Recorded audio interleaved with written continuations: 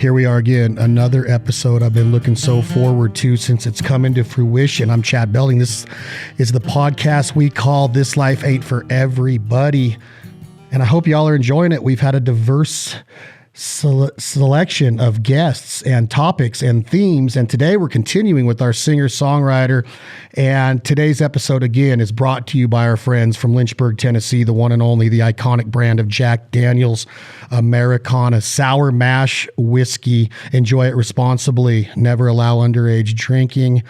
And today's guest is somebody that I have been listening to. This is 2021. I've officially been listening to this man since 2005 or 6. I've seen him in concert in 3 different states.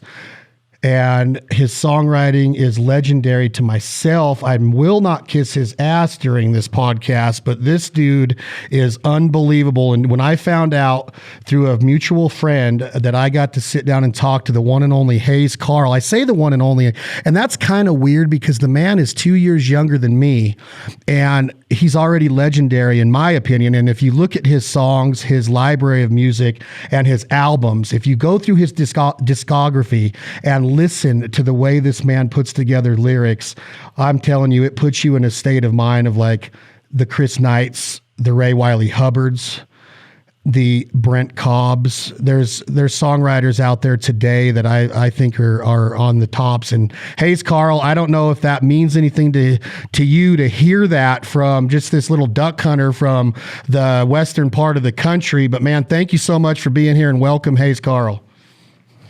Thank you, Chad. That means a lot to me. Actually, that's really high praise and good company, and I appreciate it. One of the best memories or fondest memories I've of you is humility plays a big role in my thought process when I think about you. I don't know how somebody can do what you or like Brent, who's our mutual friend, does. And what I mean by that, is to tell a story the way that you do in 3.5 minutes. I met you at Crystal Bay Club on the State Line Casino area of Lake Tahoe, probably, I'm going to say a decade ago. You were opening for the legendary Robert Earl Keen. And Robert Earl is, I think you would agree, he's the tops when it comes to songwriting. He's one of the best ever in my opinion, especially for the Texas influence.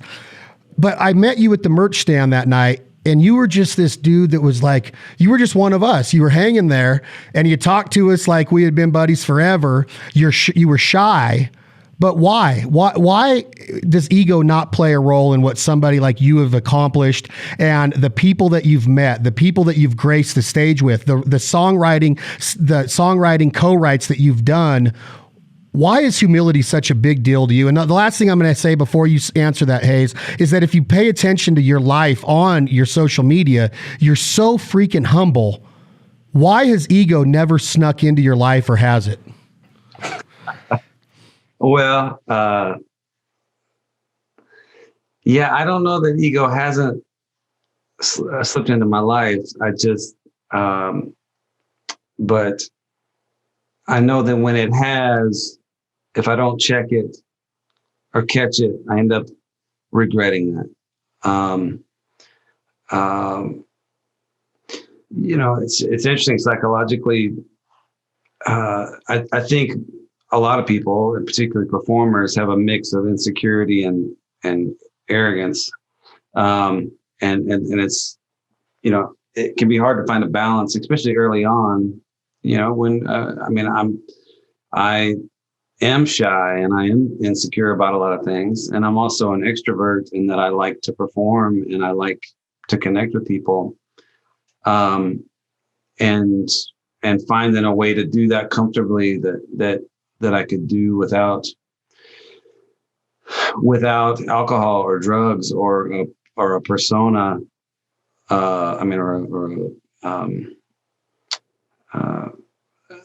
a way to genuinely be myself has been, a thing that I still kind of wrestle with today. Doing podcasts and stuff is always unnerving for me. Doing interviews is unnerving for me because I don't speak in sound bites and it can feel, sometimes I wonder, like, what I have to say, is it worthwhile? Is it worth anything? And I think that it is. But anyway, I'm getting off track. But I get inside my own head about a lot of things. This will become clear. But humility and it's hard to have a big ego about your talent when you are out with Robert Earl Keen, or when you listen to John Prine or Townes Van Zandt or Brent Cobb or Ray Wylie Hubbard. I think I'm fairly good at what I do. I also think I have a perspective on it, in that I've known people who are brilliant at what they do. So it's not a false humility. I think I have a fairly healthy ego about what I do, but I also, I know there are people who, we all have our strengths, and some people's strengths are just, at a level which is that very few people can reach. And so that always keeps me keeps it in perspective and keeps things in check. But you have been compared to some of those names that you just mentioned. Has it ever bugged you, Hayes, or your ego, with the way the segmentation of quote unquote country, folk, Americana music is in our country, to where your talents may or may not be highlighted in the scope that I feel internally or personally they should be? I do get on a soapbox once in a while, Hayes, Carll, self-admittingly, of like, the world needs to hear Hayes, Carll, Brent Cobb. But if you look at country radio or the mainstream, it's always the same thing of what I call cubicle country. And I know I've been educated now. I've been educated by folks that are like, hey, country music is going to do what country music does.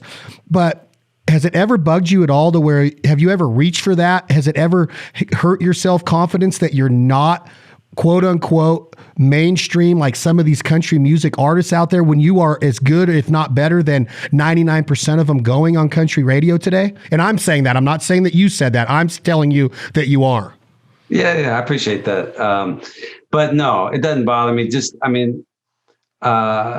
Again, I've got some ego about the thing, but at the end of the day, what really mattered to me was writing songs that being able to express myself, my dreams, my fears, my desires, and to articulate things in a way that maybe other people could relate to and connect with, in the way that it was done for me. When I first heard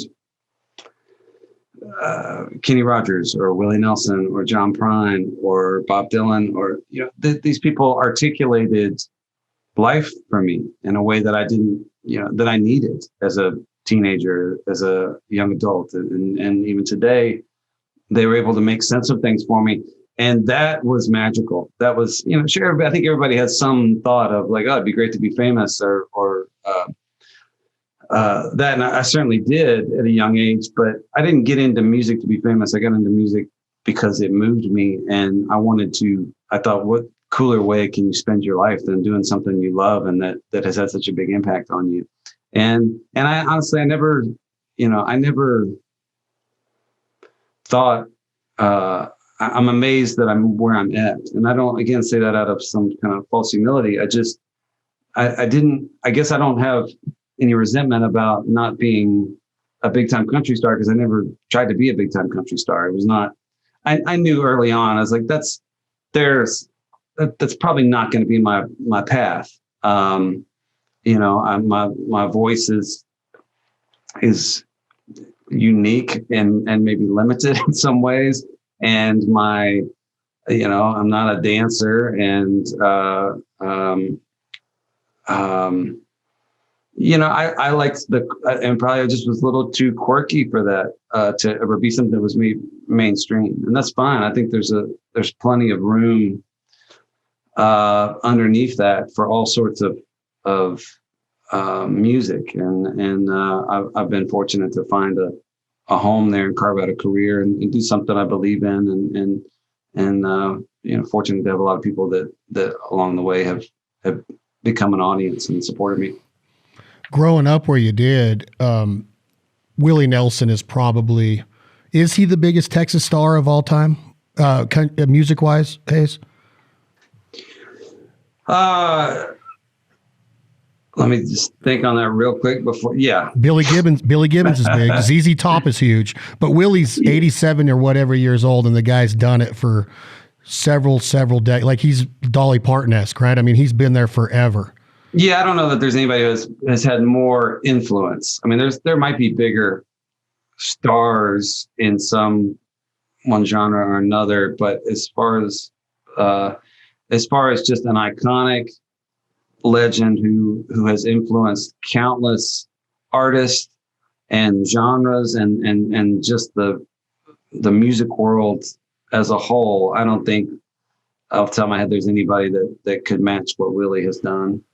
So coming up in the area, growing up in Texas, and before Flowers and Liquor, which I love that song. I like a lot of the songs on Easy Come, Easy Go. There's so many good songs on the first debut album. Coming up in Texas, before this album's released, when you start your songwriting, who are some other influences that are from the state of Texas? We've mentioned Robert Earl. Is Guy Clark an influence? Ray Wiley Hubbard? Who are your influences that maybe your family's got you hooked on the vinyls while you are coming up in your teens and early 20s? Yeah.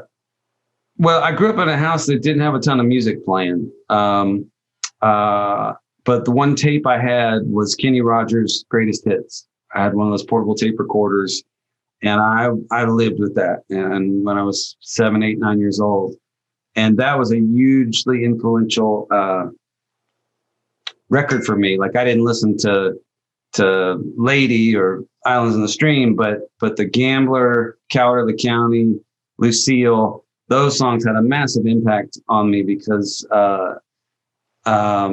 they were story songs that had all this drama and heartache and betrayal and love and death and wisdom and prison and all these things that were catnip to me. It was just magical. And then they had these amazing choruses to go with it. And I love that stuff. So that was my early one of the first major early things I got into. Hearing Willie Nelson was one of my first memories, just hearing him on the car radio.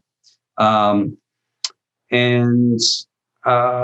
I just grew up on country music mostly, and Texas is sort of unavoidable, and I loved it. I love that story song aspect of it.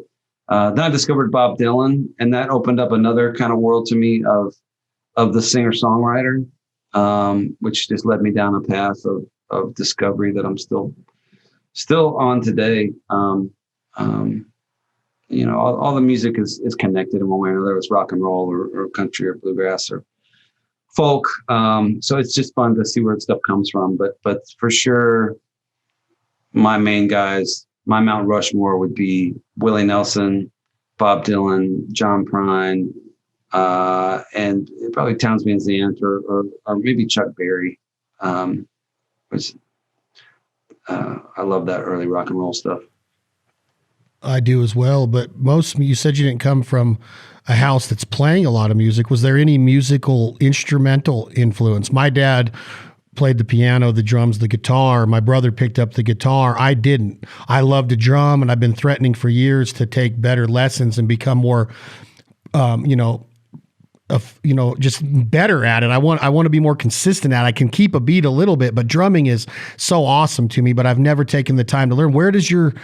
How does this happen, Hayes? Do you pick up a guitar on your own? Is it a friend that's got one in his garage? How do you pick up a guitar and the instrument part and then the songwriting part?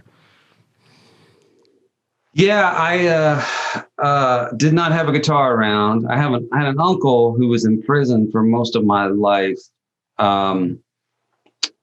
who played guitar and sang, and he claimed that he played in garage bands with Kenny Rogers and Mickey Newberry growing up in Houston. But I spent very little time with him. Like I said, I didn't really know anybody that played music. I grew up in the suburbs, and it was I just didn't know any people who played instruments. And we went to the Unitarian Church occasionally, and I saw this folk trio performing Bob Dylan songs. And I was 14, and it just blew me away. It changed my life. There was something in the power of these songs that I'd never experienced. I'd always sang country music. I was a ham and I liked to sing along, and, you know, we'd be on the bus to football games or basketball practice or whatever. And I had a buddy that, you know, we would just hold everybody hostage and, you know, singing every country song we could come up with, but it was just for fun. But when I heard Dylan, I said, I saw this path of expression that was really exciting to me. So I asked my parents for a guitar, and that Christmas they got me one. And so I just sat down with a Mel Bay songbook and started learning how to play. Wow. And so do you remember the first time pencil went to paper or pen went to paper on your first attempt at penning your own song? Yeah. I mean, I tried to write some before I learned an instrument. I thought I was really drawn to songwriting early on, or just storytelling. And I wanted to be a writer in some capacity. I didn't know if it was going to be short stories or novels or songs. But I had written some things, and it's funny. I do a show now, like a weekly live stream, and I've been pulling out a lot of the stuff. You know, we just talked about Kenny Rogers, like I pulled out the other day, Coward of the County, and just talked about like why that song meant so much to me. And it's fun to get to examine those influences. And then I also have been pulling out songs that I wrote when I was 15 or 18. And it's a little embarrassing, but also it's really fun to go back and, you know, I remember that kid. I remember that 15-year-old trying to sound like Jimmy Buffett, trying to sound like Willie, just trying to have something to say and figure out how to say it and find my voice. And so it's fun when I go back and I can see the elements of an artist forming, of a person finding their way. But yeah, I remember my first songs for sure. When the second album came out is when I really got hooked on you big time. I don't know if you hear that a lot, but the album the album to me of Little Rock is truly amazing to me. Every song, the first song on that album, are these all co-writes? Are these all you by yourself? Because when I hear that first line of shooting stars and whiskey bottles, it just puts me into a place of where I've been. I want to go back. I look forward to it again. Like when you start to write I'm not saying that you wrote that song first for the album, but it is the number one track. How does a song like that come about? It's one of my favorite Hayes Carll songs of all time. I just love the flow of it. I love the tempo. I love the chord progression in it. What does that song mean to you? Were you going through a time of like, man, my life is a party, and if I don't calm it down a little bit, or if too much of a good thing can really be toxic? What is that song trying to tell me? Yeah, it was, thank you. I'm proud of that one too. And it was, when I got out of college, I went to college in Arkansas. And then I went and detasseled corn in Iowa for a summer, trying to make a little scratch. And then I moved down to Crystal Beach, Texas, which is on the Bolivar Peninsula. It's just this redneck Riviera, kind of it's like 20 miles long, a half mile wide. It was the cheapest beach in America at the time, probably still is. And I moved out there and spent about 4 or 5 years working odd jobs, and then finally started gigging at the bars out there.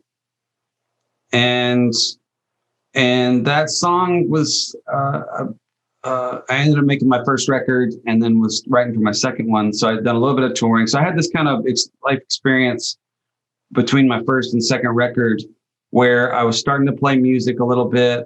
I was running into frustration, not with not being famous or not being a mainstream country singer, but frustration with my career in general, because like that first record, Flowers and Liquor, I think we sold 56 copies the first week, and then it just didn't do very well. And so I was not complaining, but I had seen some things along the way of there were parts of the country and parts of the business that weren't really welcoming to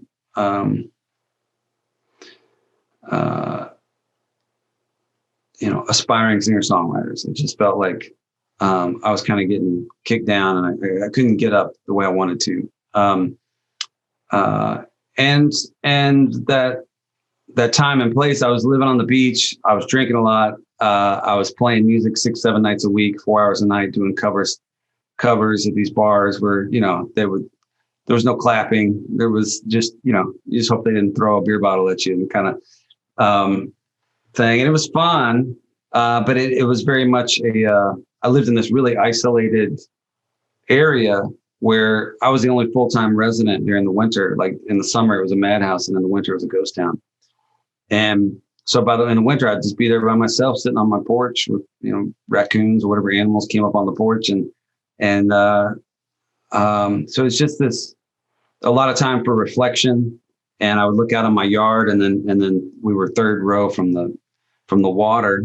And just that line, shooting stars and whiskey bottles all scattered across the yard, popped into my head. And I just started writing about my life experience during that time. At that time, though, you had already been named. Obviously, awards are awards and critiques are critiques. But you're like her name, like top artist, newcoming art, up and coming artist. There's things being said about you after Flowers and Liquor in 2002 that are positive. You're not feeling it. Does this album in 2005 like bring your confidence level to a new place? Because to me, like, it's just like a totally new Hayes Carll of Down the Road and Little Rock, and these songs are just so like they demand your attention and they keep your attention. And here I am 16 years later now, almost still jamming that album. Did you know it at the time you started pinning these songs? No, I didn't. I mean, there was very little that was certain at that time. And I'd gotten a few awards from like the Houston Press. And so I was doing okay, starting to draw a small crowd. But outside of that, I mean, nobody came to my shows. I had almost no audience. And I toured nationally. And when I say toured, I mean, I drove around, went into a club, 2 people showed up, and then I slept in my car. So it was not working out career-wise, which is where some of that angst from the next record came from. Is I was out there busting my ass, and I couldn't hit a lick. So I made that record, and was going to put it out on a label. I had a couple offers, and then I just thought, I grew up reading books about how the music business screws you over. And that had always been really important to me, to own as much of my stuff as I could, with the publishing or my actual recordings. And I just made a decision to do it on my own. So I met up with a guy who became my manager, and we worked together for a long time. And we just put the record out I formed a record label called Highway 87 Records, and put that out. And nothing happened really at first. I remember I played a show in Dallas, and maybe 30 people were there for my record release. And then a couple months later, I got this call from KHYI, this big radio station in Dallas, and they said, "Man, we've been playing this song Down the Road tonight, and it's the biggest. It's like a hit, regionally." And they said it's the biggest song we've had since "The Road Goes On Forever and the Party Never Ends," Robert Earl Keen's song. And I was like, that's okay. Sure. I didn't know I was getting pranked or whatever. And he said, "Man, we're playing it like 8 times a day. People love this song." And he said, "We want you to come down and play this event we have at South Fork Range, where they filmed Dallas, the TV show."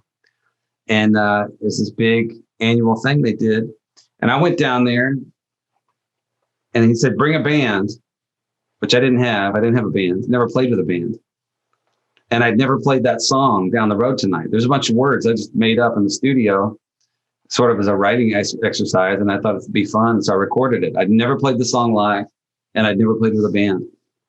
And he said, "You got to play that song, or there's going to be a riot." And I show up with a band, all the lyrics written down on paper, spread all over the stage. And I walk out, and there's, I don't know how many thousand people out there. And we start this song, and it was the coolest thing. Like, you know, guys are holding their babies up in the air and everybody's singing along, and like word for word, they had been jamming the song for months. And I was oblivious. I was living at the beach. I didn't even have internet at the time. And this was all happening. This is crazy. Like I don't know what to expect. And the next time I came to Dallas, like I had an audience all of a sudden. So now I had a little bit going on in Houston, but now Dallas and North Texas turned into a really good market for me. And then that record ended up getting to #1 on the Americana Chart, which just gave me a little bit more national presence. So all of a sudden I had an audience that was expanding rapidly. So there was a huge difference between that first record, us playing for 30 people in folk clubs or 5 people in folk clubs. So now all of a sudden I was playing for, 200, 300, 500 people a night with a record that I put out on my own. I want to get this right though. So when this record music station calls you, they say, get up here. You have to play Down the Road Tonight or there will be a riot. You walk out. Are you headlining this? Are they selling this show as, hey, Carll will be here? Or is it more of a festival to where you're just part of it? It's more of a festival. So like Robert Earl probably was there. Ray Wiley was probably there. They just would take like 15 or 20 of the artists that they played heavily and go down there and do it. Chris Knight's probably done it before. So it would just depend. Every year it would change. But that year they invited me to go, and I just didn't have any experience with it. I didn't know some of the stuff even existed. So it was. There's not many moments I can look back and go, that was a really defining thing, or that's where I got a break. Because so much of my career has just felt like it's been very gradual. But that was absolutely a moment that, I went from 0 to 60 pretty quick.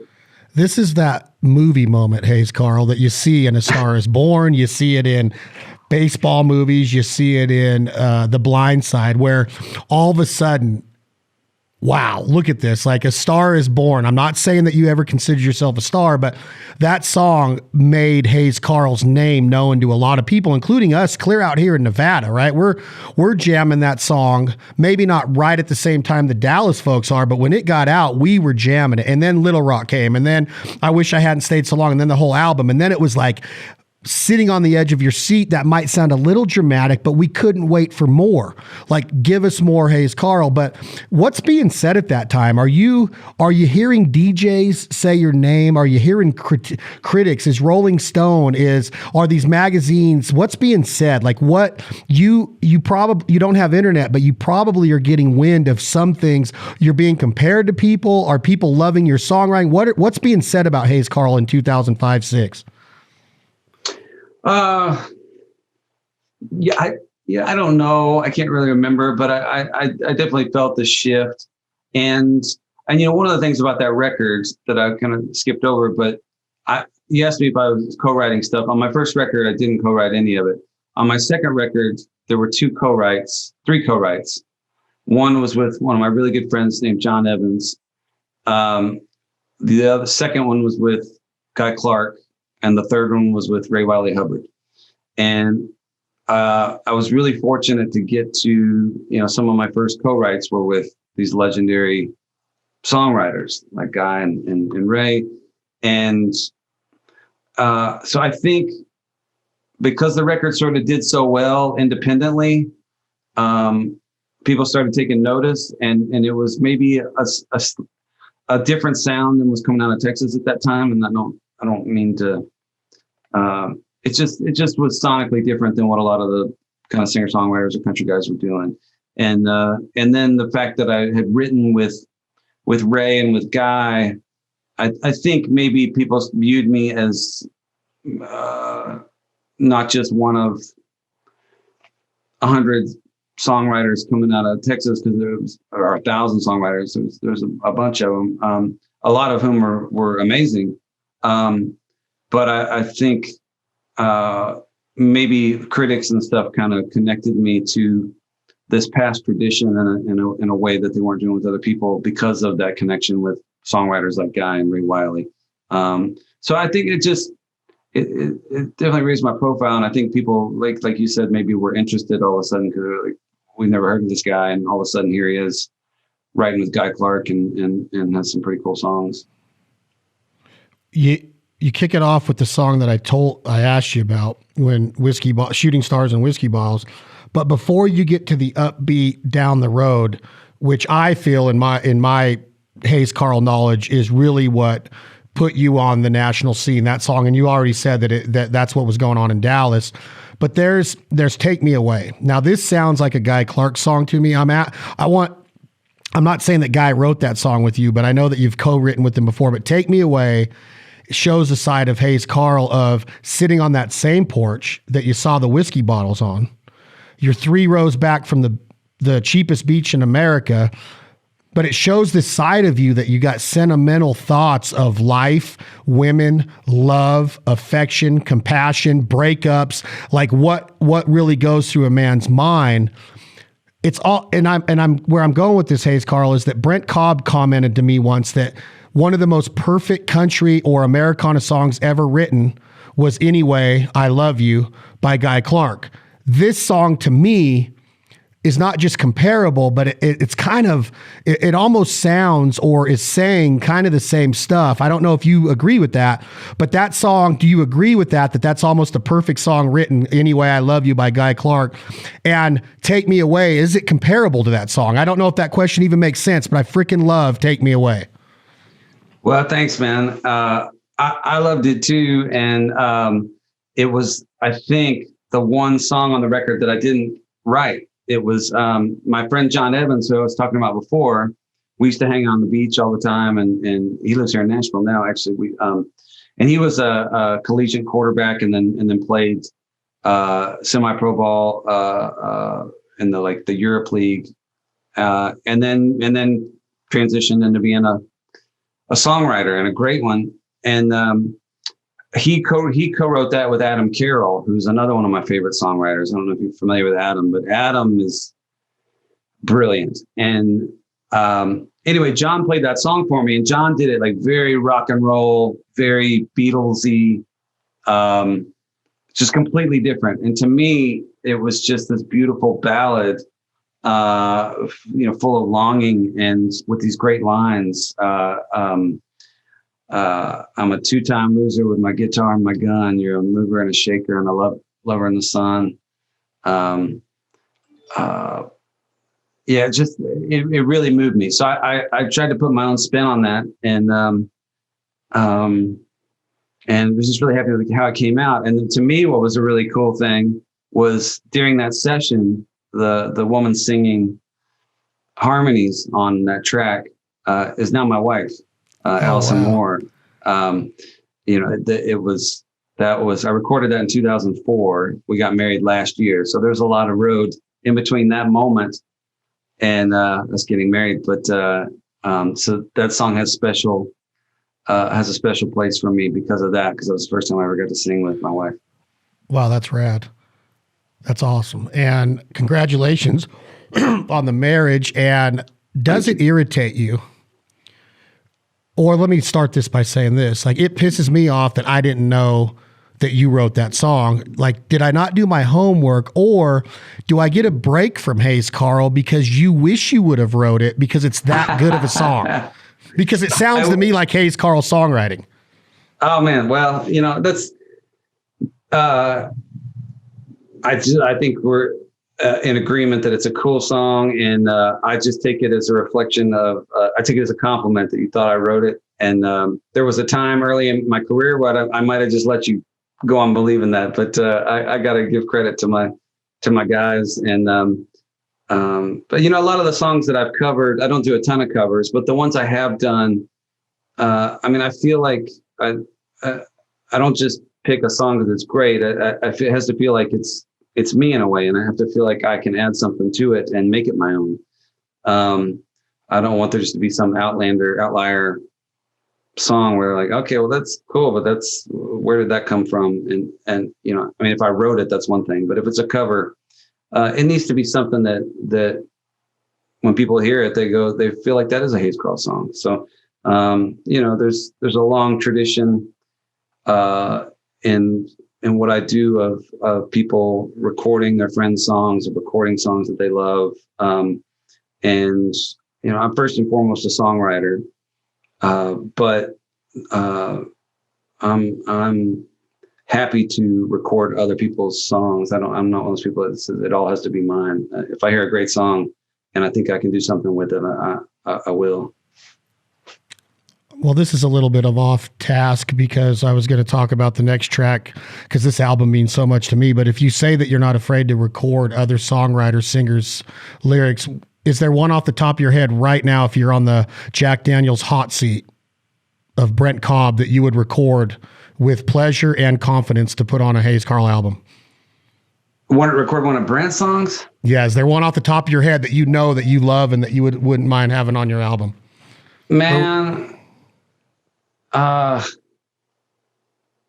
like to keep them on their toes. I like so many of Brent's songs, and I haven't sat down to play. Brent's a much better guitar player and probably singer than I am, and I just really, really like his style of doing things. But I haven't sat down and like tried to learn any of the songs, and so I'm not sure which one I would cover. But I like to keep them on their toes. I like that one that he did on your podcast where he started the show off with it. I'm forgetting the name of it. It was him and his friend sitting around trying to solve the problems of the world. Solving problems.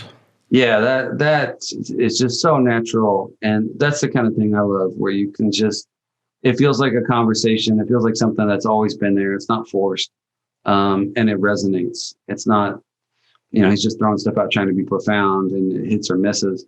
It felt 100% real and happened to be really good. And when you can strike that balance, that's something that gets me excited. I love that. And those are the type of things I like to cover. Because when I played your music for him, and I know Brent Cobb has heard you a ton, but when we played your stuff on the way on this road trip a couple weeks ago, you know how you get when you're with a buddy and I do this, like, man, wait till you hear this song. I'm not that guy. I'm not that guy that's going to be like, hey man, I've been listening to Hayes for years. Can't believe you finally found him. I'm not that guy. But when I get excited about a song, I'm that dude tapping my buddy's shoulder going, dude, wait till you hear this shit. This is unreal. Right. Well, I'm looking over in my passenger seat, Hayes, and I'm looking at Brent Cobb, who is a very qualified songwriter, and he's tapping people on their legs in the back seat going, wait till you hear the Wild as a Turkey. And then freaking down the road, he's like, have you heard this one? And he's so passionate about your music. He's so excited for others to hear it that might not have as much as him or even at all. To me, that's a badass deal for you to understand that your songs are hitting people like Brent Cobb, because Brent Cobb's an amazing songwriter and he's accomplished quite a bit in a short period of time, like you have. But it was funny to see, it was awesome, I should say, to see Brent Cobb being like, man, and he had and I'm telling you that to tell you this. It was the same way with Chris. When I played Chris's stuff, he was like, man, wait till you hear this Rural Route right here. When you hear Rural Route, like he self-admittingly has cried in concerts when Chris sings Rural Route. But when Chris was playing it on the radio that day, he's tapping people going, wait till you hear this. Wait till you hear this. This is the shit, right? What does that make you feel inside to have somebody like Brent Cobb, or does it make you feel like you've done it, that these songwriters see your magic? It's a really special thing for me, and it's something I hadn't really been aware of until fairly recently. And Brent was one of the people that kind of made me realize that there are some folks out there that view my stuff that way, which is really special, because to me that's way more meaningful than some award or something. Because like I said, I got into this because I felt that way about songwriters. I felt that way about Todd Snyder. I feel that way about John Prine. I feel that way about Brent's stuff. I mean, there's so many people that got me excited and passionate about what they did and the way they used language and the way they used their voice. It's just powerful, and there's nothing like it. So that's why I got into it. And it's hard to see when you're in it, because you're just for me, I was just trying to find my own voice. And it was a long time before I could step back. Even having some success, I didn't know what that meant. I didn't know that meant that there were songwriters that were feeling influenced by me or were responding with that same excitement about my stuff that I had about other people's stuff. So I got together in a room with Brent not too long ago, and a couple of times we've hung out. We were on a cruise ship doing a music cruise a couple years back, and then we tried to write a song last year, and both times he's just been very, very kind and shared with me what my music meant to him. And it's strange on one hand because it makes me go, oh, I'm a bit older than I realized. I remember when I was a young kid getting super psyched, and now I've had some people kind of tell me that that's how they felt about my stuff, which is, it's really cool to just feel like you've left a mark on anybody's life, but particularly people who are in turn creating really cool stuff that I admire. That makes me feel good. I think another sign of it, Hayes, is that you have people that are in their 60s that you write with, some in their 70s that jam your stuff. I'm 46, and I say this all the time, that there's very few musicians that I have to listen to every day, literally every day before I go to bed, and you're one of the three. Then you have a guy that's 10 years younger than me, 13 years younger than me, and Brent Cobb that loves your stuff. And then I have a 22-year-old producer here from the state of Georgia that literally jams your stuff all day. So that's a pretty good range of a guy that's only 44, which is still very young in life, let alone in music. With your library, I'd say that that's pretty freaking cool that it spreads out that far of the influence you have and people that want it in their eardrums and their brain on a daily basis. So I think that's a badass accomplishment for you. Well, thanks, man. I just feel fortunate to have any fans, and I like to hear when younger folks are into it, because I've sort of been a niche thing. I'm not on mainstream radio. I'm not on CMT. I'm not on a lot of these things that people consume their music from. But I've been fortunate to have an audience, and I don't know. I love seeing younger folks get into it. It gives me hope. Like I can continue to do this for a while, even when my older folks die off. I used to go to England all the time, and my audience over there was like 70 to 80-year-old dudes. And I was grateful. And I told them, like, anybody that pays money to support me or just supports me in any way, I'm really grateful. I was like, can y'all start bringing your daughters or your granddaughters to the gigs? Because the audience is dwindling, every time I come back over. And so it's nice that when younger folks are getting into it. You come into Down the Road Tonight. Then you have a song called Hey Baby, Where You Been? Then you have Little Rock, which I'm pulling on this highway they've been working on for years. Just such a clever way. The whole song has so many clever lyrics to me. And I asked somebody the other day, I said, what is the best Arkansas song ever written? Because you got Little Rock by Reba, you got Little Rock by You, you got Little Rock by Colin Ray, which I've seen him perform live, a heck of a vocalist. There's a new song called Arkansas by Chris Stapleton that's pretty badass. But I say it's Hayes Carll's Little Rock. I love the line about selling VCRs at a Walmart and the whole idea of what Colin Ray does in that song. But this song has got unbelievable lyrics. I want people to understand these songs, that this is all on the same record. Then you go right into Leave Here Standing, which is a genius song that is so well done. This is all in 2005. This is on that album where the country music station in Dallas is saying, hey, you got to come up and play Down the Road. But man, Hayes, you've already got a whole set list in 2 albums right now, but without even any covers. Like, do you even know at this time, like, how powerful these songs are? Obviously you don't, because people are jamming Down the Road. In your soul, do you feel like, are you kind of like Chris Knight? Chris Knight told me on this podcast, I won't put a song on a record that I don't think is my best work, my most powerful work. Do you feel that about every song? Because I just named a ton of tracks on that one album in 2005 that are awesome. Yeah, thanks, man. Well, first of all, the Arkansas stuff. Yeah, I went to school in Arkansas, and I would drive up all the time from Houston to Conway, just north of Little Rock, and that's what that song was about. I just, 8-hour drive, 7 if I was hauling ass, and just didn't have AC, listen to the radio and chain smoke, and try not to get pulled over in the speed traps, and a lot of the songs, really all the songs on that record, I guess with the exception of one, were about my life, whether it was losing a friend to drugs, or trying to make it in the business, or about all my high school buddies and where they ended up, or about being in love. And so, and I was proud of that record, but no, I had no idea how it was affecting people. And I had no idea. It's hard to know in the moment how something's going to hold up. And so at the time, there are songs that I thought were great at the time that now I'm like, oh, okay, it's held up okay, but it's not my favorite. And then there's some that have grown on me. But there's 3 or 4 songs off that record that I think hold up with anything I've ever done, and I'm very proud of. And it was cool to see it find an audience.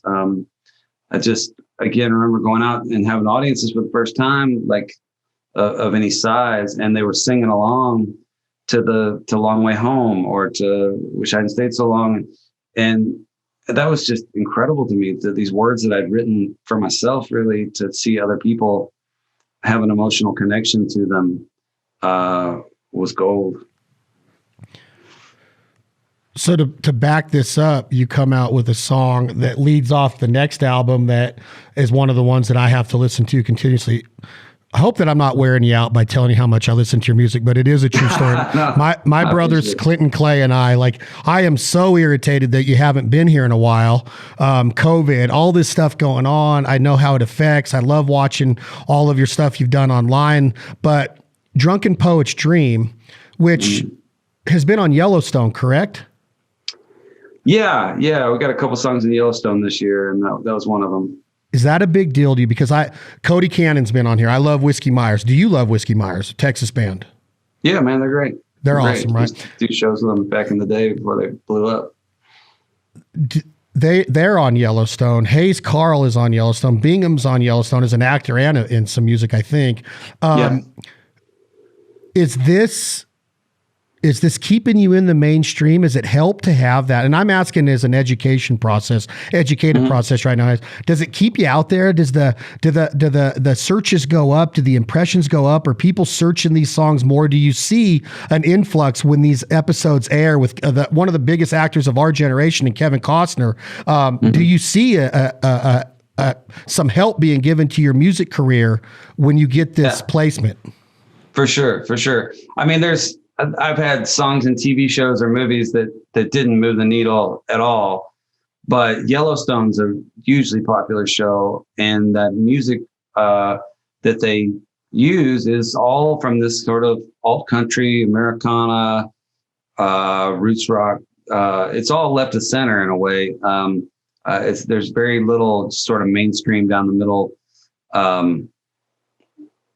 Pop stuff. It's Sturgill, and it's Bingham, and it's Tyler Childers, and just all sorts of folks. So, and it's just doing really well. So when you get on a show like that, there's an audience there for sure, and then you can see the numbers and the Spotify stuff and the streaming. So it's not. I'm not going to retire from being in that show, but I definitely feel. For a little while anyway, at least some extra eyeballs on you, and it feels like it can keep you out there, keep your name out there in a time where it's kind of hard to do things that get people's attention. Do you feel that it's better to live by another Brent Cobb lyric on his new album called "Shut Up and Sing"? Do you abide by this? Do you believe in this theory when it comes to politics? Because when you start messing with Hollywood and country music and Americana, you're going to have all kinds of influence from all different ways in life. You're going to have people that are far left, far right, red, blue, doesn't matter. I'm not here to talk politics. Do you have this feeling too of, hey, get off the soapbox, check the ego at the door, and just sing and entertain the people? Or do you kind of sit back and go, it's okay to voice your opinion if you do have a soapbox or a platform to do so? Well, I think, first of all, it's okay for anybody to do what they want to do. Everybody's got different careers and different perspectives and different approaches to that. So I'm not going to knock anybody else's approach. For me, it varies. I mean, I understand why people don't want to hear artists' political beliefs. And if you're just coming out and talking politics, I can understand that being a turnoff. But if it's in your art or it's part of your music or part of what you do, that's part of the package. And I get real bothered by people trying to tell me, well, I like what you do, except when you do this. Well, that's your problem, not mine. And I'm writing about life, and sometimes, politics is a part of that. I don't write a whole lot of overtly political stuff, a bit more on my last couple records, but I slip my point of view in there, and I think I should. But I'm always drawn to guys like Todd Snyder does it really well. I was having this conversation with my son the other day. My son is a teenager and is, pretty militant in his political beliefs at the moment, as many teenagers are. He thinks he knows everything. And what I was trying to say to him is I have people of a different political persuasion than I am, who vote differently than I do, who are better people than I am. They're better fathers. They're better citizens. They're better husbands. They're better at their jobs. I'm not going to write them off because of how they voted. And I'm not going to tell you what to believe either, but just as a parent, I just want you to try and have an open mind to people. And so as a listener, when I hear artists going into that realm, I support them. I think that a more effective way to do it is, rather than preach to the choir, you need a good protest song now and then, and you need to have things that get people fired up. But I love guys like Todd Snyder, and he always says, I don't write these songs to change anybody's mind. I write them to ease my own. And I always think that's a great way to disarm the idea of, I'm not judging you, I'm not trying to attack you, but I am sharing what I feel and writing characters or from points of view that can express some empathy, show some empathy, and maybe expose you to a point of view that maybe you haven't thought of where you come from. And I think that's a healthy way to navigate that stuff is to treat each other with respect and say, maybe you haven't seen this perspective. I think people tune out when you start the name calling. I know I do. So I try to limit that. I haven't been entirely successful at it, but I try to be respectful of my audience. I love that.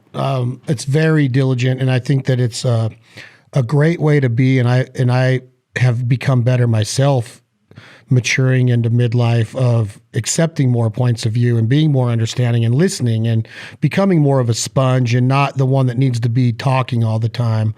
The interruptions, the stuff that you could control if you really care and you really respect somebody else. And it comes in different times in life. Like you said, your teenage years or your early 20s, you might not be there, but I take a lot of pride in being able to see and listen to a lot of different people that might not necessarily have come from the same walk of life as myself or raised the same as I was.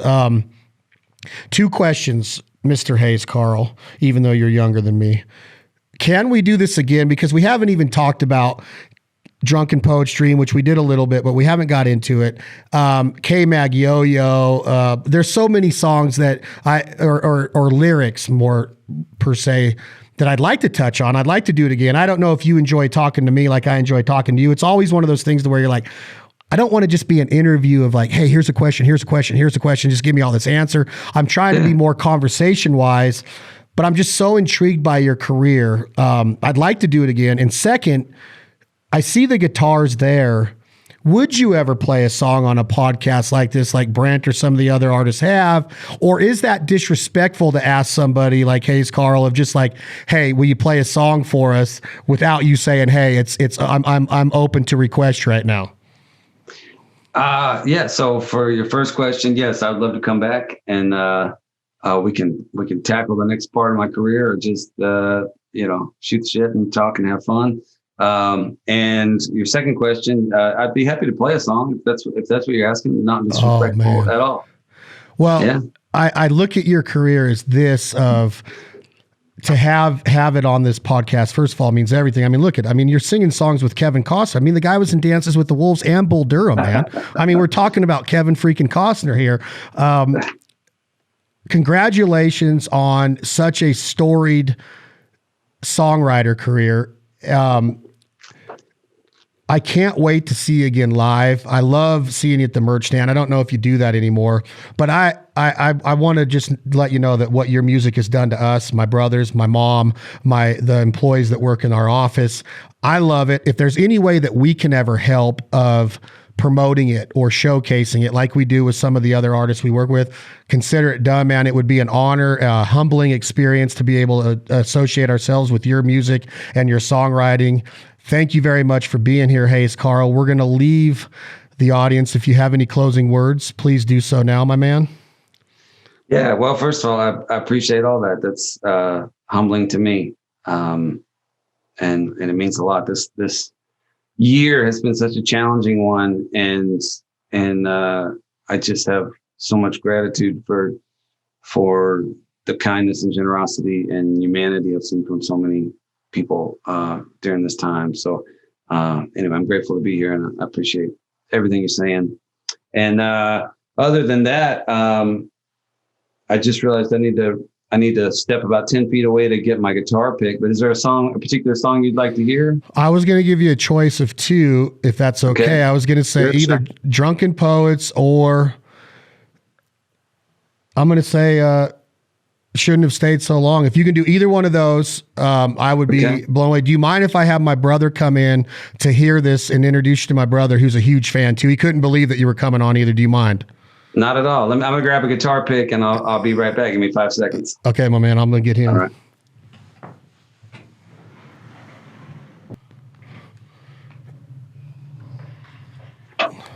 Can you hear me, Hayes? Yeah. Huh? Yeah. Can you hear me?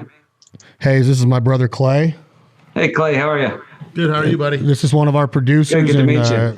This is Tom behind us. Howdy. Hey, Tom. This is Hayes Carll, the man. All right. Can't wait. Which one did you decide on? Let's do Drunken Poets. Oh, man. I gave him a choice. I gave him a choice of two. This is the song that they've been playing on Yellowstone. All right. So I recorded a record during this pandemic here I'm in this little back house at my place. We call it the Dog House. And I did it all remotely. I recorded my stuff here and then a great producer named Daryl Scott put some instruments on it. But it was mostly all songs I recorded earlier in my career. And I just kind of wanted to take another look at. And one of them was Drunken Poets Dream. And I asked Ray Wiley Hubbard if he would sing on it. So he flew in his vocals and we put it together. And then we talked trash at the end of the track, which was funny because we didn't see each other. So I just said some stuff to him and then sent it to him. And then he responded and dropped me in the grease. So it was fun. It's one of my favorite recordings I've ever had, just to get to have that back and forth with Ray, because he's cut it on his record and I've cut it on mine. And now we both got it on one. Let me ask you this real quick before you go. Yeah. When you say Daryl Scott, is this the songwriter Daryl Scott that did It's a Great Day to Be Alive and all these? Yeah. Absolute. I just love his stuff. But I just want to say, audience, thank you guys very much for being here. Another episode of This Life Ain't For Everybody. To have Hayes Carll on here is truly humbling. We've been listening to him, like I said, since 2005. We're going on 16 years of listening to songs like this. This is Drunken Poets Dream. We'll leave you with this. Thank you guys very much for supporting the sponsors and partners that support us. Thank you to Jack Daniels. Hayes, Carl, thank you. This is Drunken Poets Dream. All right.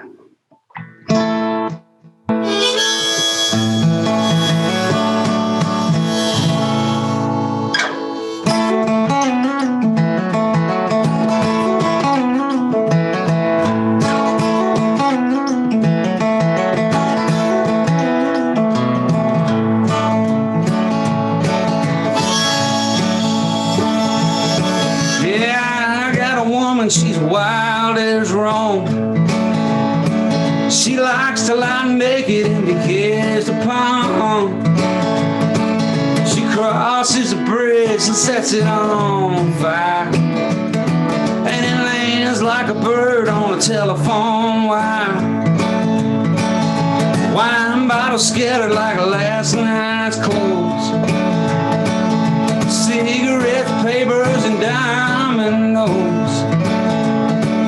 She laughs for a minute at the shape I'm in. She says, you be the sinner, honey, I'll be the sin. I'm gonna holler, I'm gonna scream, I'm gonna give me some mescaline. She brings me roses and a place to lay. A drunken poet's dream.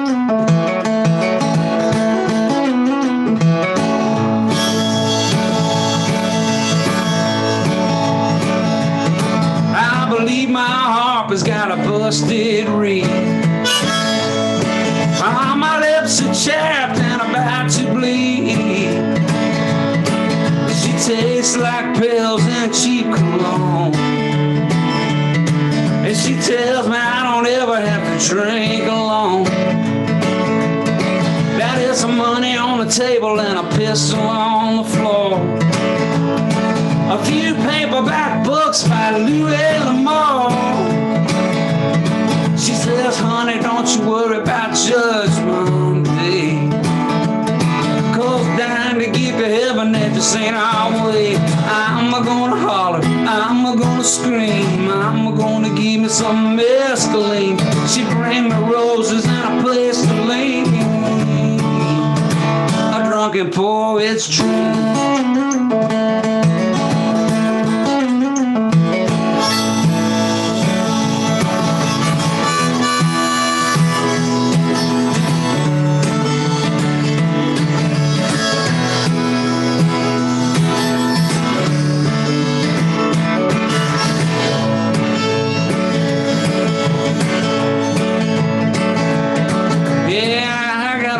She's wild as Rome.